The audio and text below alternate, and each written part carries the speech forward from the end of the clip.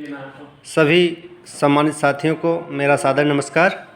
मैं Rajmani Saroj, assistant professor Hindi विभाग, धर्म समाज महाविद्यालय अलीगढ़, आज आपके बीच महाकवि सूरदास की भक्ति भावना, उनकी भक्ति दृष्टि से आपको परिचित कराना चाहता हूँ उनकी पंक्तियों के माध्यम से। अब कै राख ले हूँ भगवान। इस पंक्ति में एक अनाथ पक्षी के प्राणों के संकट के संदर्भ में उसकी ईश्वर के लिए पुकार है। वह अपने प्राणों के संकट के लिए ईश्वर को पुकार रहा है, ईश्वर से प्रार्थना कर रहा है। हाँ अनाथ बैठो द्रुमडरिया पारद साधे बान। वह बैठा हुआ है अनाथ बेसहारा और बहेलिया उस पर बाण साध रखा है। ताके डर में भाजो चाहत ऊपर ढुके सुचान। वह बाण के डर से भागना चाहता है, लेकिन ऊपर बाज पक्षी भी उस पर निशाना लगाए हुए है, उसके प्राण लेना चाहता है। दुहु भांति दुख भयो आनिय।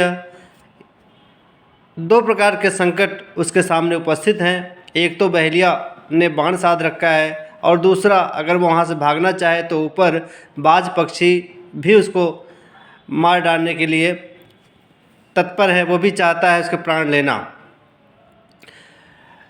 इस तरह के संकट से परेशान वह पक्षी प्रार्थना करता है कि हे प्रभु, आपके सिवा मेरे प्राणों की रक्षा कौन कर सकता है। सुमरत ही अहि डस्यो पारधी।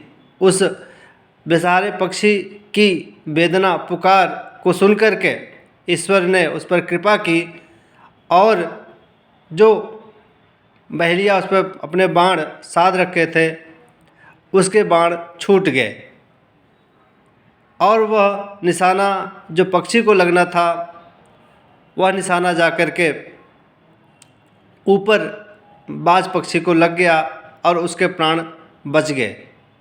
वास्तव में जब एक भक्त अपनी आत्मा से ईश्वर को याद करता है तो ईश्वर उसकी वेदना को सुनता है, उसके संकट को दूर करता है, उसके प्राणों की रक्षा करता है, उसके विपत्तियों से समाधान करता है। ऐसा ही उस अनाथ पक्षी के साथ हुआ जो बेसहारा बैठा था, जिसके प्राणों के संकट थे, लेकिन वह ईश्वर को जैसे ही याद किया ईश्वर ने कृपा किया और बहेलिये द्वारा साधे गए बाण छूट गया और बहेलियों को सांप ने डस लिया।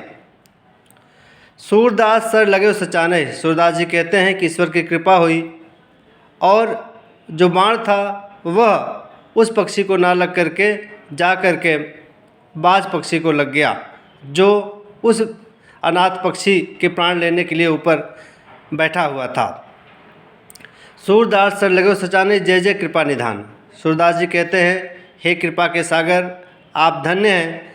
आपकी जितनी महिमा का गुणगान किया जाए वह कम है। आप हमेशा अपने भक्तों का उद्धार करते हैं, भक्तों के हित के बारे में सोचते हैं।